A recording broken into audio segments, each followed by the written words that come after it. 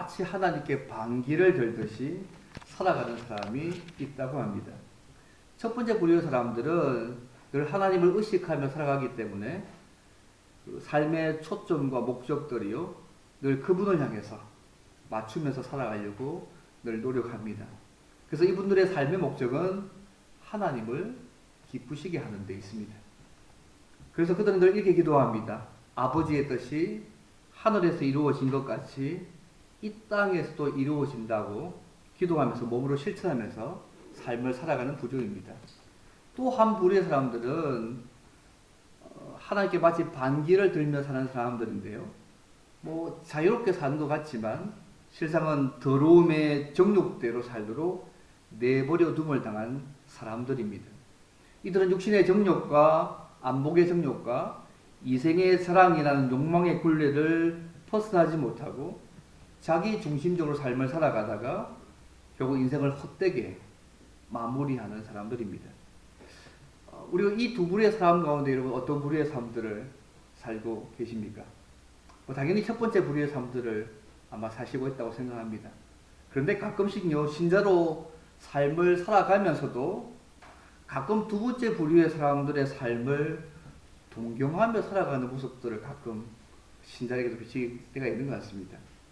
바로 그럴 때에 우리가 하나님으로부터 멀어진다는 사실들을 잊지 않으시면 좋겠습니다. 우리가 지난 주일에 주님의 쓰임에 합당한 그릇은 신앙과 삶이 하나님과 말씀 앞에서 정결하고 깨끗해야 된다고 말씀을 드렸습니다. 그리고 오늘은요, 또 비슷한 맥락이긴 하지만 좀 본문의 말씀은 주님이 쓰시기에 합당한 깨끗한 그릇을 가진 사람은 구체적으로 세상에서 어떤 삶을 살아가야 하는지에 대한 말씀들을 오늘 한 절의 말씀을 통해서 함께 좀 생각해 보기로 원합니다. 우리가 예수 그리스도의 복음을 가지고 있는데요. 그 예수 그리스도의 복음의 비밀을 가진 사람들이 우리가 복음을 증거하며 삶을 살아가야 되는데 그럼 우리가 어떻게 세상에서 어떤 삶을 살아가야 할지를 동시에 말씀하는 내용이기도 합니다. 그래서 이 삶과 우리의 복음이 함께 맞물려 있습니다. 그렇다면 주님의 쓰심에 합당한 그릇을 가진 신자의 삶은 어떻게 살아가야 할까요?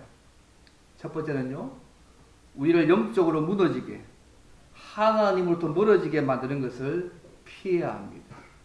우리를 하나님으로부터 멀어지게 만드는 것을 다 피해야 합니다.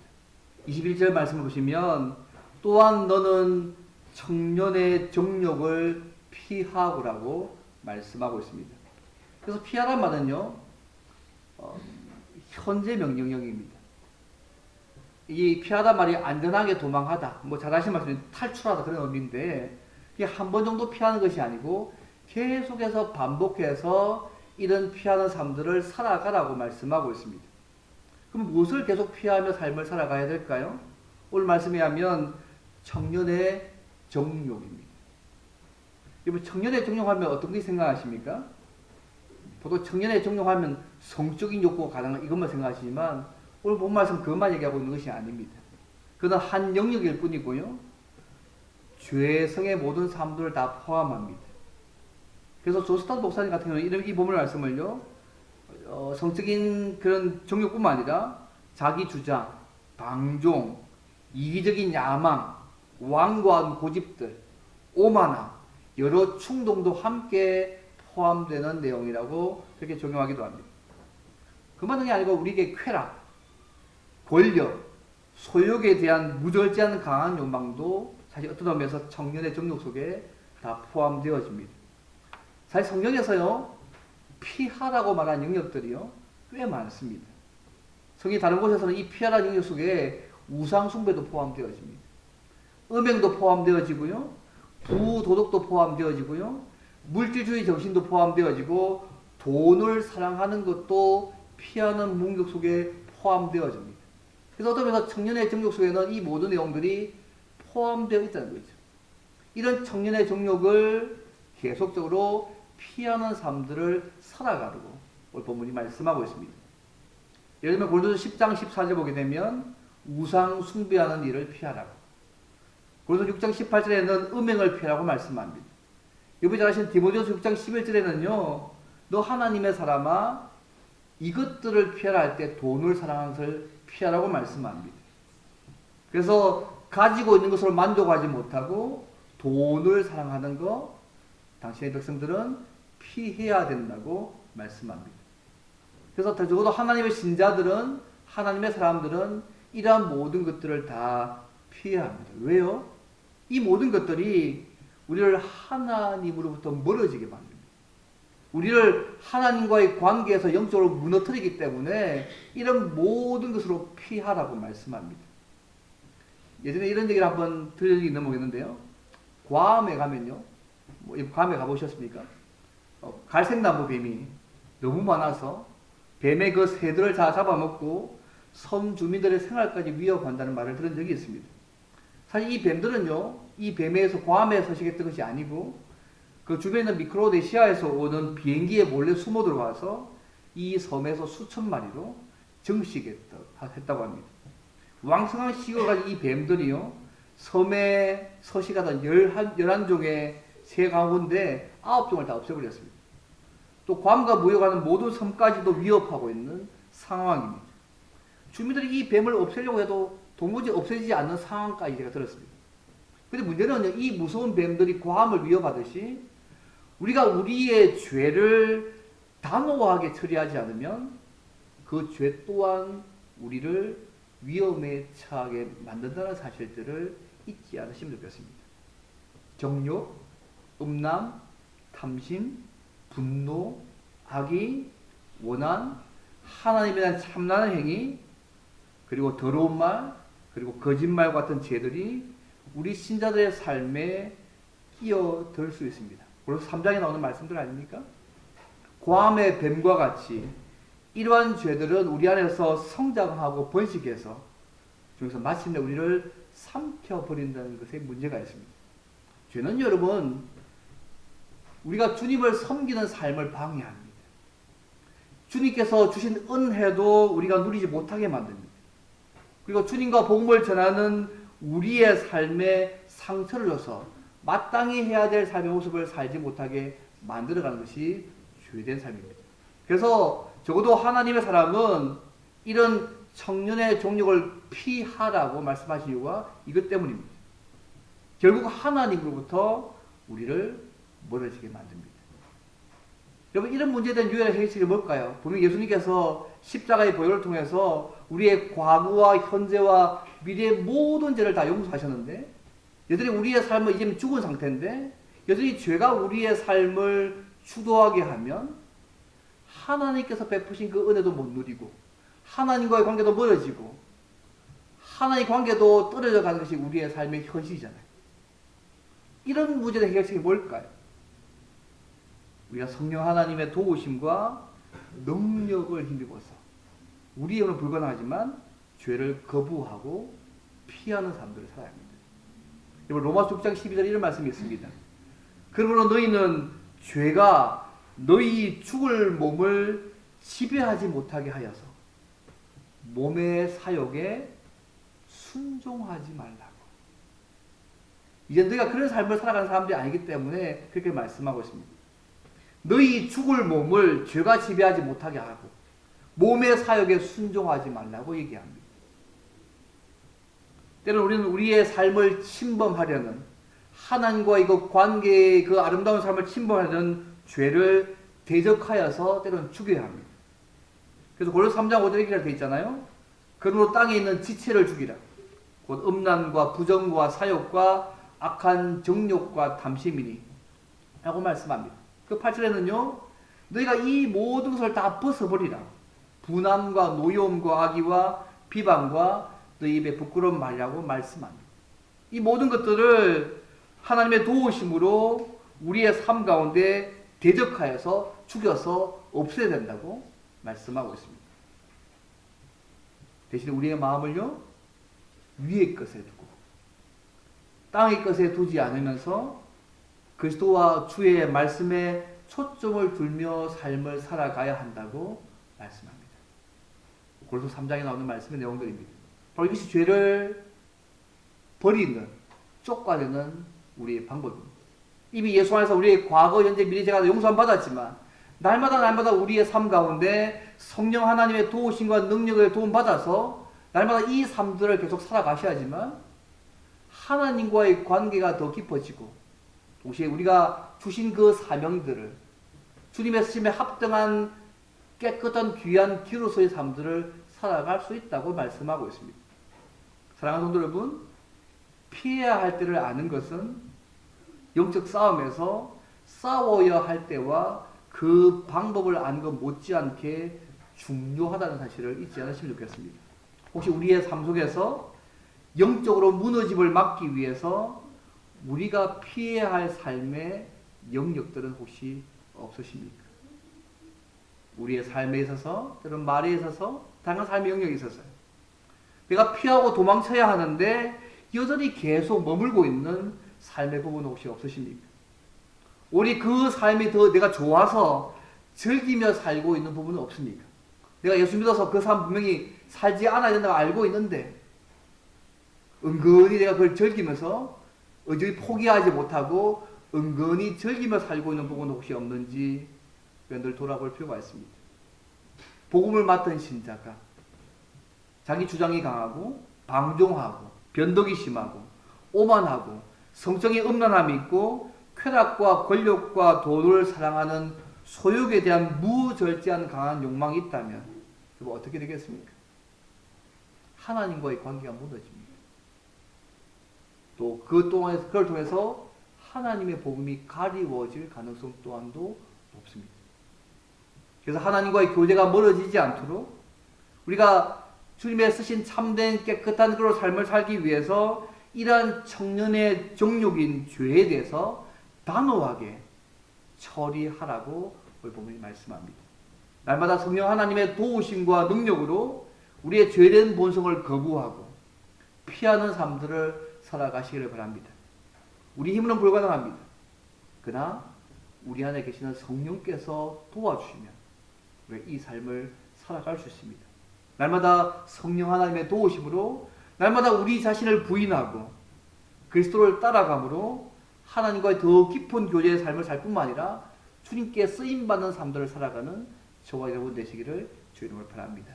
첫 번째 모습입니다. 그럼 두 번째로 그렇다면 주님의 쓰심에 합당한 것으로 살기 원하는 신자는 어떻게 살아야 될까? 하나님이 원하시고 기뻐하시는 삶을 따라가야 합니다. 여러분 22절 보시면요. 의와 믿음과 사랑과 화평을 따르라고 말씀하고 있습니다.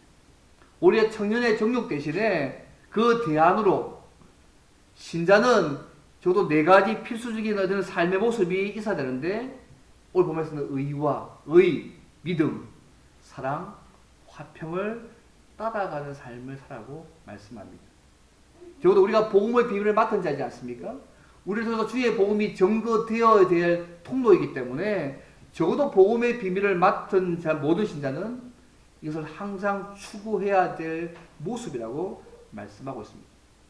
근데 제일 보시면요, 여러분 이 한 구절 안에요, 피하라는 말과 따르라는 이 말씀 명령이 대조적으로 말씀하고 있습니다. 여기서 따른다는 말은요, 추구한다, 열심히 구한다는 뜻입니다. 계속해서 반복적으로 그렇게 살아가는 말씀입니다. 그래서 소극적인 의미에서 신자들은요, 청년의 정욕을 피하고 적극적인 의미에서 의와 믿음과 사랑과 화평을 따라가야 합니다. 항상 하나님께서 이렇게 설명하세요. 이중적인 명령을 주시는 거죠. 일관되게 반복되는 말씀이 피하고 따라가는 삶들을 계속해서 성경 전체가 계속 말씀할 때가 많습니다. 한편은 피하고 또 한편으로는 적극적으로 따라가고 추구하는 삶이 신자의 삶의 모습입니다. 그런데요, 이런 믿음, 사랑, 화평, 잘 아시는 내용들 굳이 설명하지 않겠습니다. 중요한 것은 뭐냐면 이 삶이 자동적으로 우리의 삶에 오는 것이 아니라는 것입니다. 내가 예수 믿는다고 해서, 예수 믿었다고 해서 그냥 이 삶이 자동적으로 우리의 몸에 배어지는 삶이 아니라는 것입니다. 거기에 이르기 위해서 성령의 도우심과 능력으로 꾸준히 이 삶들을 추구하고 따라가는 삶들을 살아가셔야지만 우리의 삶에 배어지는 삶이라는 것을 잊지 않으시면 좋겠습니다. 그래서 디모데후서 6장 10절 이렇게 나와 있습니다. 하나님의 삶 우리는 의와 경건과 믿음과 사랑과 인내와 온유를 따라야 한다. 오늘 말씀하고 좀 비슷하지 않습니까? 의, 믿음, 사랑, 화평. 뭐 둘 다 비슷비슷한 공통부모의 말씀이 있긴 하지만 넓은 의미에서 같은 삶들을 얘기합니다. 잘 아시던 내용에 굳이 설명하지 않겠습니다. 이러한 덕목들을 보시면요, 결국 하나님이 원하시고 기뻐하는 삶들을 살아가는 말씀입니다. 특히 이 덕목들은 우리가 복음의 비밀을 맡은 자로서, 복음을 지키고 복음을 전하는 자로서 마땅히 추구해야 될 우리의 삶의 모습임을 말씀하고 있습니다. 더 보셨어요? 고린도 14절에 나오시면 사랑을 추구하라. 로마서 12장 13절에 성도들의 쓸 것을 공급하며 손 대접하기를 힘쓰라. 데살로니가서 5장 15절에는 삼가 누구에든지 악으로 악을 갚지 말게 하고 서로 대하든지 모든 사람을 대하든지 항상 선을 따르라. 로마서 14장 19절에 그러면 우리가 화평의 일과 서로 덕을 세우는 일을 힘쓴다고 되어 있습니다. 크게 말씀드리면 우리를 영적으로 약하게 만들고 우리를 무너뜨리는 영적인 위험 요소로부터 피하고 도망가는 삶들을 계속 살아가셔야 됩니다. 그리고 적극적으로 하나님이 원하시고 기뻐하시는 삶을 따라 사는 삶들을 계속해서 삶을 살아가셔야 됩니다. 물론 때로는 마귀의 우리를 피하도록 하나님께 순종하면서 그를 대적하기도 해야 합니다. 그리고 야고보 4장 10절 말씀 기억나세요? 그런즉 너희는 하나님께 복종할지어다. 마귀를 대적하라. 그리하면 너희를 피하리라고 말씀하고 있습니다. 이런 하나님이 원하시고 기뻐하시는 삶을 추구하며 살아가야 된다고 말씀합니다. 제가 예전에 한번 말씀드리는지 모르겠는데요. CCM 작곡가 가운데요. 데니스 전이간이라는 인물이 있습니다. 어릴 적부터 피아노에 재능이 많아가지고 모태신앙으로 어쨌든 기독교에 태어났습니다. 근데 5살 때 성추행을 당했습니다. 충격에 빠져가지고 혼란을 겪다가 결국 동성애자가 됩니다. 동성애자가 되고 난 이후에 너무 극심한 수치심과 죄책감으로 하루를 보냅니다. 이 상황들을 믿었던 친구에게 사람이 말했는데 오히려 도움 주기는 그냥 약점 삼아서 자기를 더 괴롭힙니다. 어떠한 도움도 받지 못하다가 결국 내가 이제 죽어야 되겠다. 죽는 게 제일 편하다. 자살을 결심합니다. 그런 가운데 크리스찬 친구가 그에게 얘기합니다. 내가 지금 너 상황에서 어떻게 도와야 될지 알 수 없지만 내가 해답을 알고 있다. 그 해답은 바로 예수님이시다. 내가 너와 함께 해줄게라고 이렇게 친구가 얘기합니다. 그래서 이 친구의 말을 듣고 예배에 참석했습니다.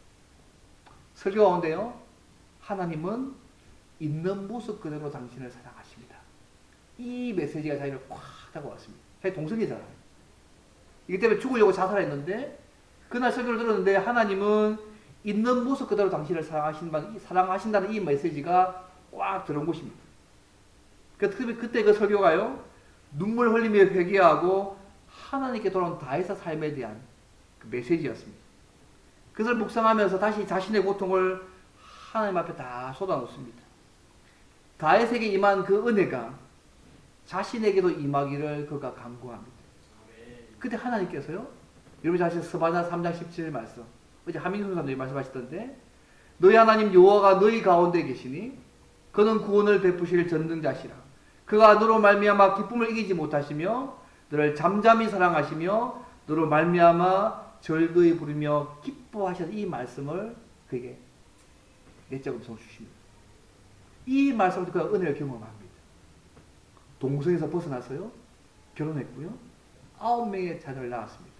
행복한 가정을 이루면서 삽니다.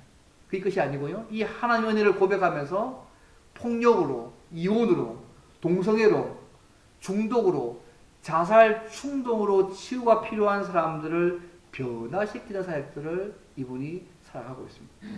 그가 늘 간증합니다. 주님이 저에게 이렇게 말씀하셨다고. 옛날에 너를 버리라. 옛날에 너는 죽었다. 너는 새로 태어났다. 예수 안에서 새로운 피조물이 되었다. 당신도 동성애, 마약, 알코올 중독, 습관적인 거짓말에서 벗어날 수 있습니다. 예수님이 나의 주님이라고 입으로 고백하십시오. 예수의 죽음을 통해서 구원받았다는 사실을 마음으로 믿으십시오. 구원은 새로운 정체성을 너에게 주실 것입니다. 저는 어렵다 칭함을 받았고 문제가 해결되었고 구원받았습니다.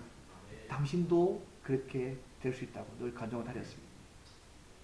이런 하나님의 은혜를 바탕으로 우리가 찬양을 만듭니다. 그 찬양이요, 약할 때 강함 되시는 약할 때 강함 되신 그 하나님을 그의 삶 전주셔서 그가 경험하고 위에서는 약할 때 강함 되신 찬양을 그가 작곡합니다. 하나님의 은혜와 성령의 도우심으로 이제는 죄악에 빠진 사람을 회복하는 일에 소위 오늘 말씀의 의와 믿음과 사랑과 화평의 삶들을 쓰임받고 있는 사람 아니겠습니까? 우리는 약합니다, 여러분. 그렇지만 주님과 성령 하나님이 도와주시면 하나님이 원하시고 기뻐하시는 그 삶을 우리 또한 살 수 있다는 사실을 기억하면 좋겠습니다.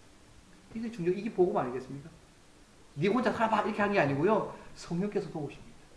기도하고 부탁하고 도우 구하면 성령께서 도우시고 때로 능력 주셔서 우리가 마땅히 그분이 원하시고 기뻐하는 삶을 살도록 우리로 그렇게 만들어 가시는 애들을 우리의 삶 가운데 경험할 수 있습니다. 사랑하는 여러분, 적극적으로 주님이 원하시고 기뻐하시는 삶인 의와 믿음과 사랑과 화평의 삶들을 잘 따라가며 살고 계십니까? 혹시 게을러서 내 삶 가운데 중단하고 있는 부분 혹시 없으십니까? 날마다 우리의 마음을 위의 것에 두고 천국의 소망을 두고 땅의 것에 두지 않으면서 그리스도와 주의 말씀에 초점을 두면서 이런 삶들을 살아가시기를 바랍니다. 성령 하나님의 도우심과 능력으로 피하고 때론 따르는 영적인 균형 감각을 잘 가지셔서 주님이 원하시고 기뻐하시는 대로 잘 따라가며 살아가는 저 여러분 되시면 좋겠습니다. 마지막 세 번째입니다. 그렇다면 주님의 쓰심에 합당한 그릇으로 살기 원하는 자와 이런 삶은 누구와 함께 해야 하냐는 거죠. 이게 세 번째입니다. 믿음의 사람들, 성도들과 함께 피하고 따르는 삶을 살아야 합니다. 오늘 보면서 굉장히 중요한 포인트입니다. 성령 하나님의 도우심과 능력만으로만 끝날까 하지 않고요. 덧붙여놨습니다. 굉장히 중요히 볼 포인트가 뭐냐면 주를 깨끗한 마음으로 부르는 자들과 함께입니다. 여러분 성령의 도우심을 충분하잖아요. 그런데 이 삶을 살아갈 때 뭘 덧붙이냐면 주를 깨끗한 마음으로 부르는 자들과 함께 이 삶을 살라고 말씀하고 있음을 주의해서 볼 필요가 있습니다. 교회 공동체가 얼마나 중요한지를 보여주는 말씀입니다. 주님과 지속적으로 교제하면서 사랑하는 그 성도들과 함께 격려와 힘을 얻으면서 청년의 정욕을 피하고 의와 믿음과 사랑과 화평을 열심히 따라가는 삶들을 살아가라고 지금 말씀하고 있는 것입니다. 여러분 주님을 따라가는 삶은요 혼자서 어렵습니다. 물론 혼자 살아가기도 하지만 어렵습니다. 혼자면요 유혹도 더 큽니다. 잘 넘어지기도 쉽고요. 잘 일어나기 쉽지 않습니다. 그래서 예수 믿는 사람들인 교회와 함께라면 믿음의 사람들과 함께라면 살 수 있는 가능한 삶입니다. 예수 믿는 사람들이 교회잖아요, 여러분. 그죠? 예수 믿는 사람들과 함께 같이 가야 합니다. 혼자서 안 됩니다. 그래서 교회 공동체의 중요성이 사실 어떤 면에서 바로 여기에 말씀에 있습니다. 혹시 여러분 주변에요, 주님이 요구하시는 그 삶을 함께 따라갈 만한 깨끗한 믿음의 사람들이 여러분 주변에 계십니까? 우리가 먼저 다른 사람들에게 그런 믿음의 사람이 먼저 되시는 게 첫 번째고요. 이런 믿음의 사람들과 함께 피할 것은 피하고 하나님께서 원하시고 기뻐하시는 일만을 잘 따라가는 믿음의 사람으로 살아가는 저와 여러분 되시면 좋겠습니다. 그래서 옆에 계신 성도님들이요 보통 분들이 아닙니다. 성령 하나님의 도우심은 도 중요하지만 내 옆에 계시는 이 성도님들이요 나와 함께 주께서 원하시고 기뻐하시는 삶을 함께 같이 갈 그분들입니다. 옆에 한번 보십시오. 대단한 분들이십니다. 보통 귀한 분들이 아니라는 것들을 좀 생각하시면 좋겠습니다. 그냥 한번 이렇게 예배 때 한번 만난 정도가 아니고 나와 함께 그분이 원하시고 기뻐하시는 삶을 함께 따라갈 귀한 분들임을 잊지 않으시면 좋겠습니다. 사도 바울이 예배에서 이렇게 얘기하잖아요. 4장 13절 14절에 우리가 다 하나님의 아들을 믿는 것과 아는 일에 하나가 되어 온전한 사람을 이루어 그리스도의 장성한 분량이 충만한 데까지 이르니 이는 우리가 이제부터 어린아이가 되지 아니하여 사람의 속임수와 간사한 유혹에 빠져 온갖 교훈의 풍조에 밀려 유동하지 않게 하자 함이라고 말씀합니다. 주님께서 교회에 직분자들을 세우시고 사람들을 세우셔서 교회 구성인 각 성도들을 양육해서 장성한 분량에 이르게 하신다는 말씀을 하고 있으면서요, 이 말씀을 통해서 하나님께서 주의 몸된 교회의 사람들을 통해서 주께서 원하시고 기뻐하시는 사람들을 살게 만들어 가시는 말 얘기 아니겠어요? 그래서 여러분, 우리 교회의 구성원들과 성도가 얼마나 중요하고 소중한지를 여러분들 생각하시면 좋겠습니다. 그래서 칼빈이 이렇게 얘기하잖아요. 우리 안에 믿음을 일으키고 정진시키기 위해서 외적인 도움이 필요한데 이 도움이 우리를 믿음의 목적지에 이르게 하는데 이 도움이 바로 교회다. 하나님께서는 우리의 연약함 때문에 이러한 도움을 마련하셨다. 내가 스스로 혼자 잘 못하니까 예수 믿는 사람 옆에 붙이셔가지고 그 길 가도록 만들어 놓으셨다고 말씀하고 있습니다. 사랑하는 성도 여러분, 우리가 안락하나 교회에 속해 있는 거, 뭐 교회에 여러 가지 많은 것들 생각할 수 있지만 교회 안에 있는 것만으로, 속해 있는 것만으로 여러분 감사하시면 좋겠습니다. 단순히 그리스도인의 공동체 일원이 되는 것만으로 충분하지 않습니다. 우리가 교회 안에 들어가서 그게 예배드리고 교제하고 증거에 함께 참여하는 사람들을 함께 사셔야 됩니다. 오늘 본문에 바울이 의와 믿음과 사랑과 화평을 따르는 일을 이러한 깨끗한 믿음을 가진 사람들과 함께 해야 한다는 이 말씀들을 주의 깊게 생각하실 필요가 있습니다. 비슷한 말씀 히브리서 10장에 나오지 않습니까? 기억나세요? 서로 돌아보아. 오늘 기도도 하셨는데요. 사랑과 선행을 격려하며 모이기를 피하는 어떤 사람들의 습관과 하지 말고 오직 건하여 그날이 가까움을 볼수록 더욱 그리하자. 서로 돌아보아서 사랑과 선행을 격려하고 서로 권해서 이렇게 하자고. 그래서 교회는요, 가르침도 주어져야 되고요, 성도의 교제를 통하여서 믿음과 사랑과 선행을 격려하면서 온전한 믿음 생활을 할 수 있도록 돕는 역할들을 우리가 서로 하는 것입니다. 이것이 우리를 이곳에 두신 이유이기도 합니다. 알라 하나 교회 숫자가 많든 적든 그 중요하지 않습니다. 우리 모두 다가 서로에게 그런 역할을 감당하는 사람들이 되어야 합니다. 그래서 참된 신자는요, 교회 회원을 예배하면서 성도와 교제하면서 더 넓은 이 지역사회를 향해서 주님의 사랑을 가지고 섬기고 봉사해야 될 책임들이 있습니다. 이러한 일들을 통해서 한 사람의 신자로 성숙해 가고 주님과의 신비한 연합을 경험하게 만들어 가신다고 성경은 말씀합니다. 그래서 신자가요, 교회 공동체에 속해 있는 그 일, 그리스도인의 특권을 누리는 실질적인 삶의 방식입니다. 단순히 멤버로만 있는 정도 수준이 아니고요, 이 안에서 하나님께서 주시는 은혜와 기쁨을 누리는 통로로 우리를 이 교회 공동체 안에 주셨다는 사실을 잊지 않으시면 좋겠습니다. 제가 여러 번 말씀드린 말씀인데 이 말씀이 좋은 것 같아요. 어느 날 무디 목사님이 벽난로 앞에 앉아 있는데 한 청년이 와서 이렇게 질문하잖아요. 제가 몇 번 말씀드렸습니다. 목사님 꼭 교회에 나가야만 신앙생활 하는 겁니까? 개인적으로 성경 공부도 하고 기도하고 그냥 계속 살면 되지 않습니까? 그때 무디 목사가 아무 대답도 하지 않고 이렇게 얘기합니다. 집히던 장작들을 다 흩어놓습니다. 그러니까 장작들이 다 꺼지기 시작합니다. 그러면서 방 안에 냉기가 감돌았습니다. 그때 무디 목사가 얘기합니다. 조금 전에는 온 집안이 분명했는데 왜 지금 이렇게 집이 추운 줄 아냐고. 아니, 목사님이 장작불을 다 흩어놓게 불 꺼있기 때문인 거 아니냐고. 그때 무디 목사님이 이렇게 얘기합니다. 교회도 그리스도인들이 모여야 하나님의 능력이 임하고 성령의 불이 타오르게 되는 것이죠. 모여서 서로 대화하고 교제하고 삶을 나누어야지만 사랑의 불이 훈훈하게 일어나게 되는 것이라고 했던 유명한 일화가 있습니다. 제가 몇 번 말씀드렸습니다. 우리가 주를 깨끗한 마음으로 우리가 따를 뿐만 아니라 그런 성도들과 서로 어울리는 교회의 삶을 통하여서 성숙과 인격과 주님께서 원하시고 기뻐하시는 삶을 살아갈 수 있습니다. 성도가 연합하면 세상을 변화시킬 수 있습니다. 왜요? 그분이 함께 하시니까요. 말씀을 뵙겠습니다. 사랑하는 성도 여러분, 신자의 삶은 어떤 의미에서 이 땅에서 피할 것은 피하고 따라야 할 것은 따라가는 영적인 균형 감각을 잘하는 삶이라고 볼 수 있습니다. 날마다 우리 자신을 부인하고 그리스도를 따라가야 합니다. 우리의 옛 생활에 속한 것을 다 벗어버리고 피하고 우리의 새 생활에 속한 것을 입는 삶들을 살아가야 합니다. 우리의 지상의 지체들을 죽이고 우리의 마음을 하늘나라의 것들에 집중시켜야 합니다. 우리 육신을 십자가에 못 박고 성령 안에서 걷는 삶들을 날마다 살아가야 합니다. 여러분, 오늘 말씀 우리에게 주신 중요한 거룩의 비밀이 뭡니까?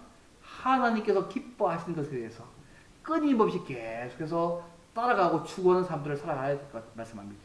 동시에 하나님과의 관계를 무너뜨리는 영적인 위험에 대해서 무지합의할 정도로 우리가 배척하고 버리는 삶이 중요함을 동시에 말씀하고 있음을 잊지 않으시면 좋겠습니다.